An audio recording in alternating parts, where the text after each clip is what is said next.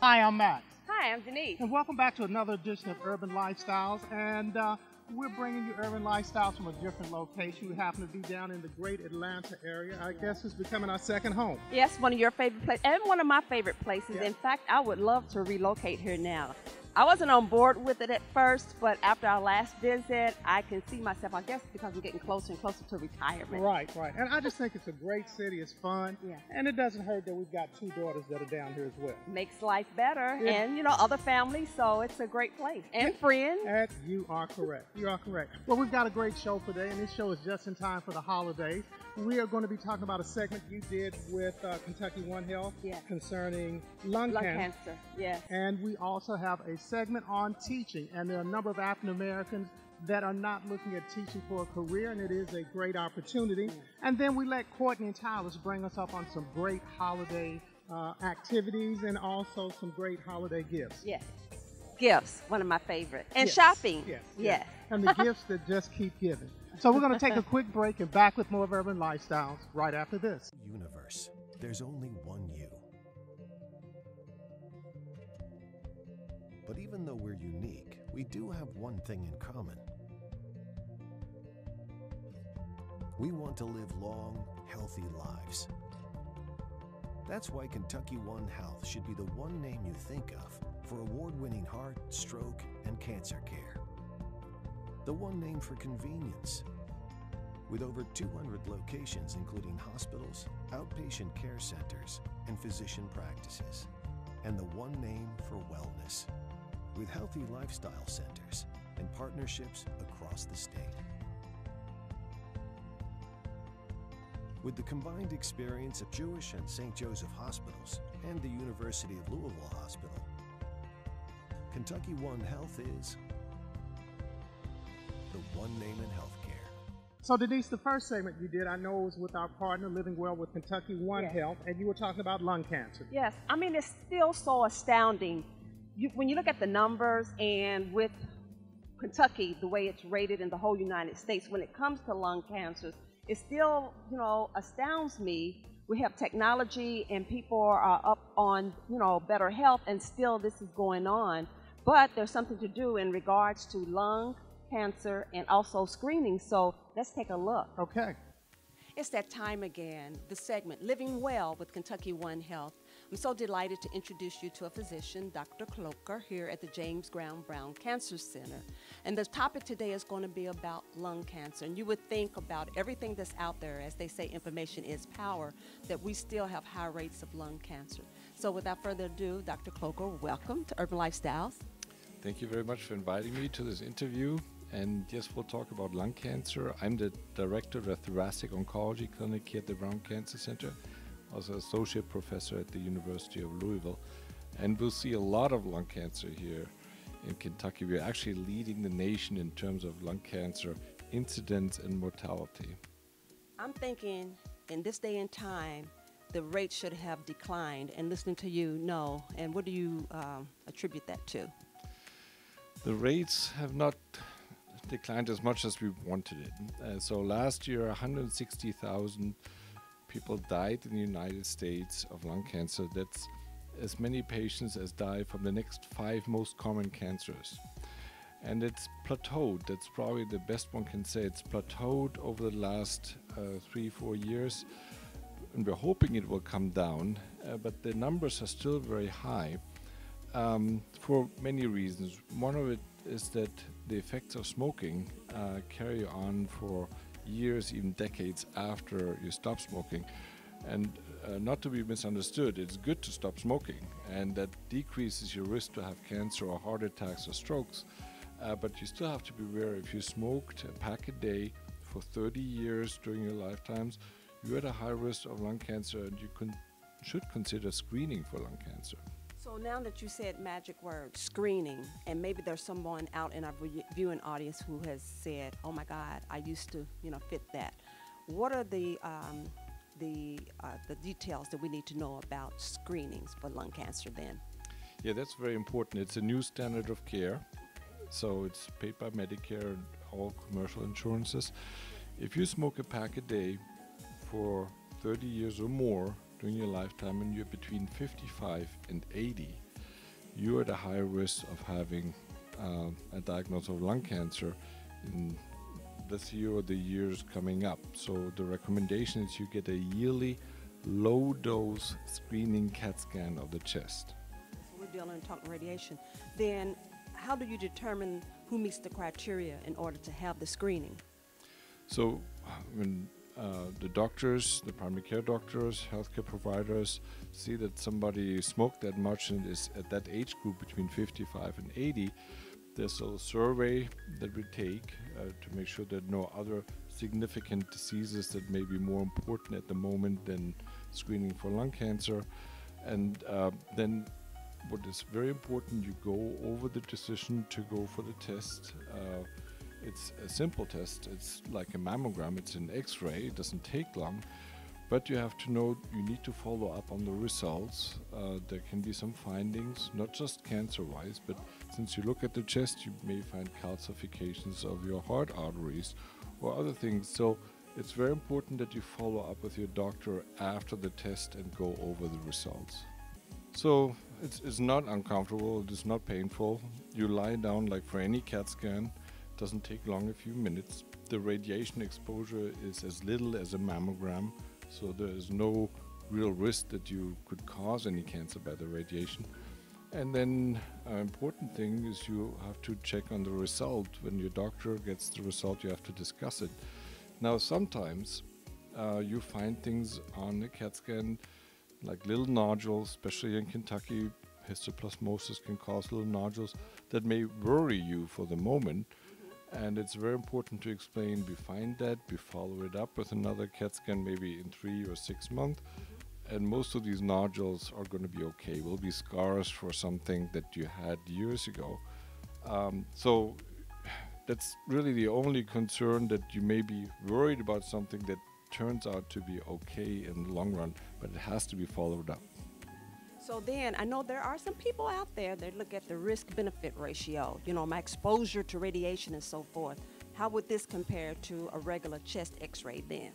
Oh, it's a fraction of a regular CAT scan. And no contrast is given. You don't need an IV. So if somebody's allergic to contrast, no worries. This is a CAT scan without contrast. The radiation dose is a 10th, so a tiny amount of radiation. And the studies that were done said it's perfectly safe to get this low-dose screening CT without worries causing cancers down the line. Well, Denise, that was a very powerful piece at Yes. the right time. During the holidays, people have a tendency to forget about taking care of their health, but Yes. this is something that you definitely have to stay on top of. So just as the doctor said, if you were a smoker and you stopped, you still meet the criteria for screening. Right. And right now, if you're smoking, please get yourself screened. And then the other possibilities that's out there for earlier detection is always the key, to better progress if you do happen to get it. So hopefully you don't. The key is let's stop smoking. That is it. We'll take a quick break and back with more of Urban Lifestyles right after this. Follow Toyota, Southern Indiana's #1 Toyota dealer. Hey folks, just take the Bridge for Savings. We're offering employee pricing for everyone who walks through the door. Remember, you pay what we pay. Come see me, Rodney Carter. We're closer than you think. Just take I-65, exit 4, Lewis and Clark Parkway, across from the Green Tree Mall, or visit us on the web at JeffWallerClarksvilleToyota.com. Denise, what is one field that we've always found a long history of African Americans in? That would be education for sure. You are correct. My grandmother, my mother, my sister, my brother, myself, everybody, my aunts have always been in the teaching profession. But one thing that we're finding out today is that fewer and fewer men are engaged in the teaching profession. That's weird because unlike the days before, there were a lot of men in the Right. field of education, Right. and then it just dwindled away. Right. So let's take a look at this piece. One of the things we try to do all the time in Urban Lifestyles is bring you some of the different perspectives from the African American community and some of the many professions that African Americans are traditionally involved in. One that goes back a long time is education, and I'm here at Fern Creek High School, and I'm talking to Marcus Blakeney, who is a teacher. Welcome to Urban Lifestyles. Thank you, glad to be here. So tell me, when did you first find your love for education? I found my love for education as a young student. Always loved school. Was always very good at school, developed good relationships with teachers. And so ever since I was a little boy, I've always wanted to be a teacher. So being an African American male, what are some of the challenges and some of the highlights of being a teacher? Some of the challenges of being an African American male teacher is this is a predominantly white female profession. So oftentimes you are the minority in the workplace, in the lunchroom, in the professional developments. Some of the many great aspects is the relationships you build with students. Being in an urban population, there are often students who have similar backgrounds to me. Students can look up and see a black face in their classroom, which also helps develop those relationships with students. What do you think it will take to get more African American men and women as well to look at education as a career? Well, first thing is we have to have more of a presence in the education field. Many African Americans may not reach the education plateau because they do not see faces like them. It is not a profession that is well recognized in the urban community. Once people start to see more and more African American male teachers and African American female teachers, then I believe that will influence younger generations.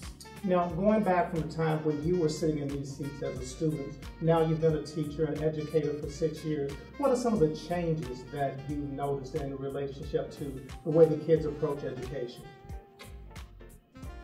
When students can relate to a teacher, and when a teacher has similar backgrounds as those students, they start to turn over and see themselves in that profession. They can see themselves being successful.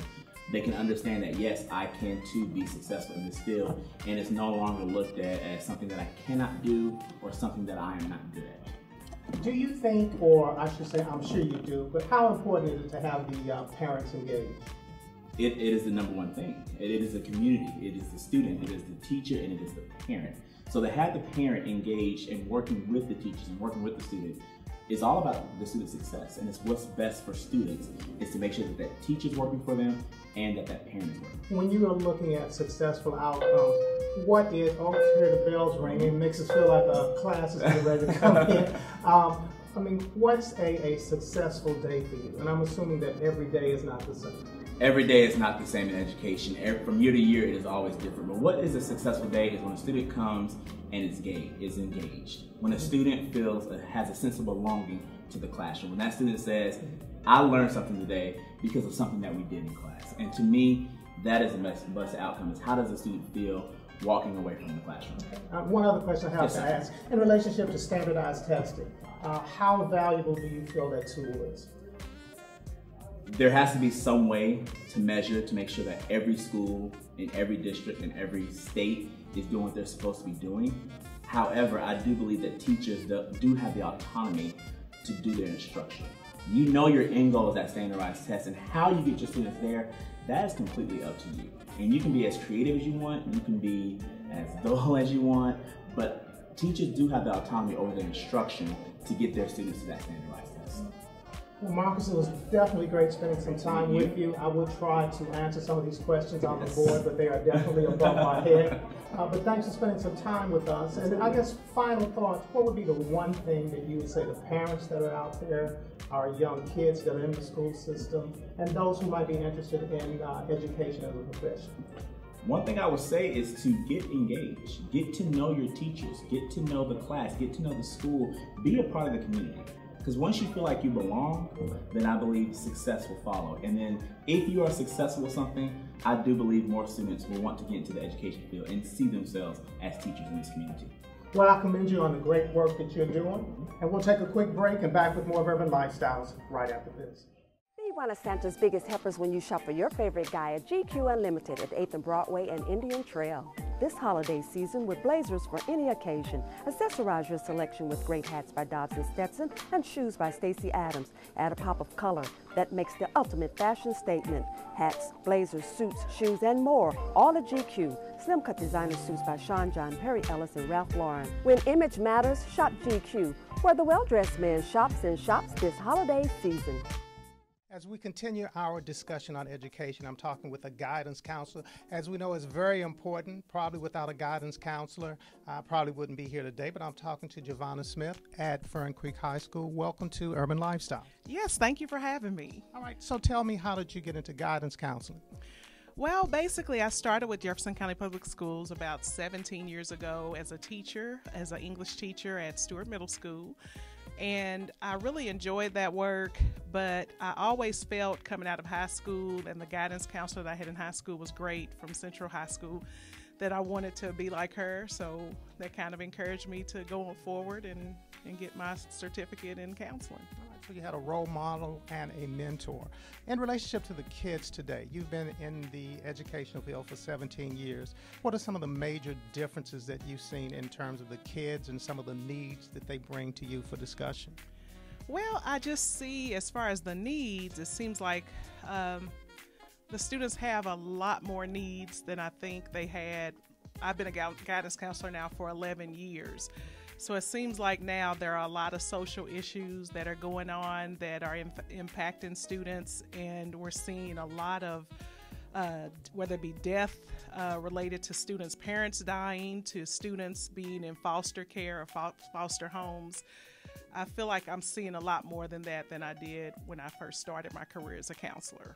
You know, just watching the local news or even national news, it just seems like that there's a higher propensity for violence, and the kids seems like they're acting out more. You know, I'm kind of being generalizing that, but how are you able to, strike that chord, that balance with the many different issues like that kids are facing?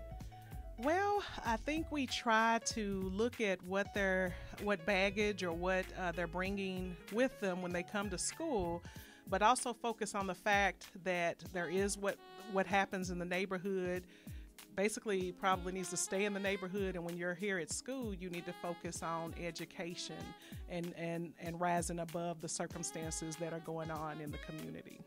Being a counselor, is it part of your mission to also include the family in some of these discussions that you have with the students? Absolutely, because we want to always see what barriers are, that the student has, and how we can offer support to remove those barriers. So I frequently contact parents, and if they are eligible or can use any of the services, whether it be 7 counties counseling or community agency assistance, to try to point them in the direction of getting what they need to help build up the family.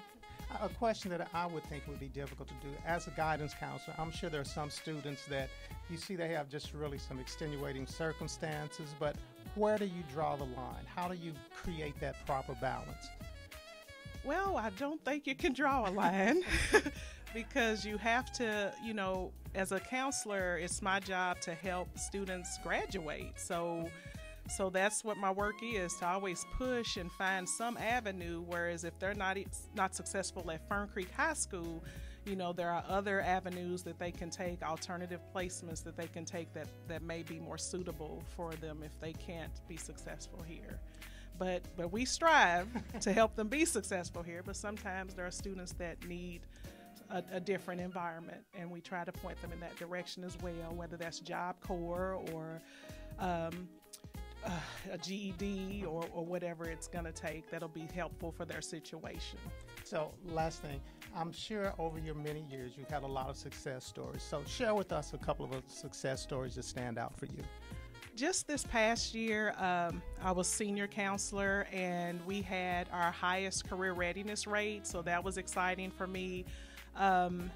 And just seeing the number of students that went to college, I think, has been greater than what we've had. So that's really been exciting, and to hear back from those students and to see that they're at UK or U of L or Penn State or wherever. It's just great to know that you might have had a hand in that occurring. So that's been really exciting to see. That's great. One last thing. What would you say to other African Americans that are out there that might be entering into college or looking for another career about the educational field? Well, education is a great field if you really want to help people. If that's your calling to do that, then go for it, because there's a lot to be done, and we need great people, educated people to do the work. So we always need great people. Well, thank you very much for spending some time with us, and you're doing a great job. I might just need you to counsel me in just on general terms. All right, I'll see what I can do. As you can see, the teaching profession is somewhere that we really need more and more African Americans, because how can we help our young kids if they don't see faces that look like us in the classroom? Exactly, especially when you look at the role of the young male, You're correct.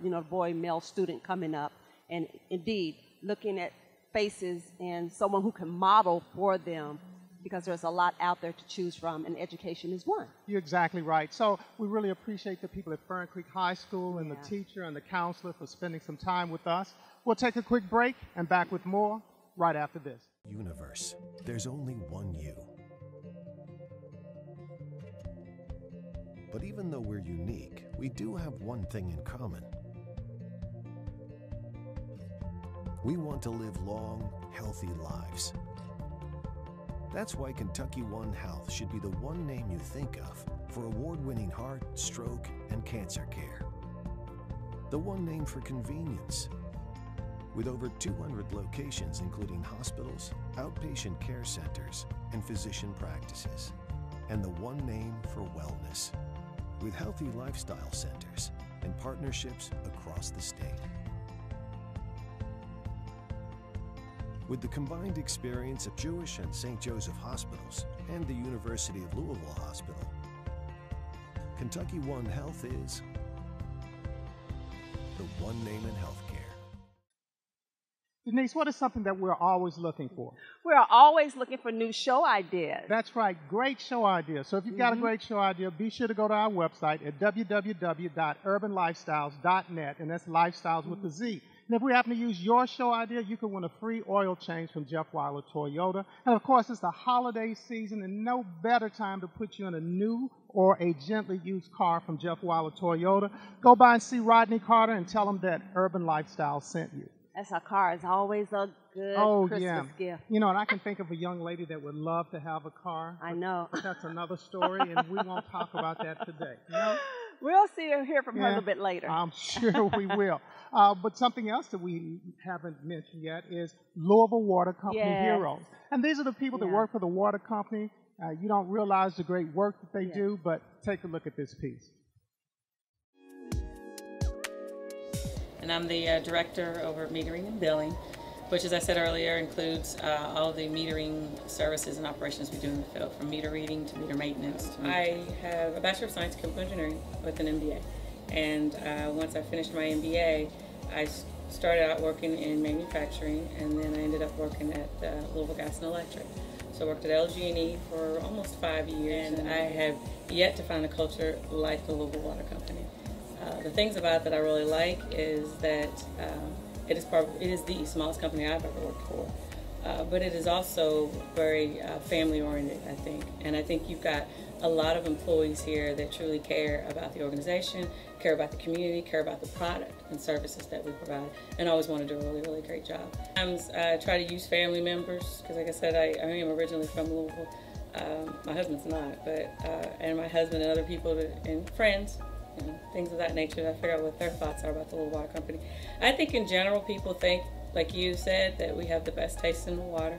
I think in general they hear all the news medias about the innovation, some of the riverbank filtration and different things we've done to that extent. But I also think there's still a little confusion about how we're really organized and what our ultimate goals are. But I think everyone in general has pretty positive ideas of the Louisville Water Company. And I think that's a testament to all the individuals that have been in this organization from the beginning. I think that's a testament to the work that people like Christy do in public relations. I think it's a testament to all the water programs that we have and our involvement in the industry in general. I think Louisville Water Company recognizes that there's a need for diversity. I think with any organization, when times get hard, our belts sometimes get tightened and we don't do as many things as we'd like to do. But I think that if, in fact, we're at least aware of the importance of it and at least trying to have individuals in our organization that represent our community, then I think we're at least on the right track. I think the first step is knowing that that's what you want to do.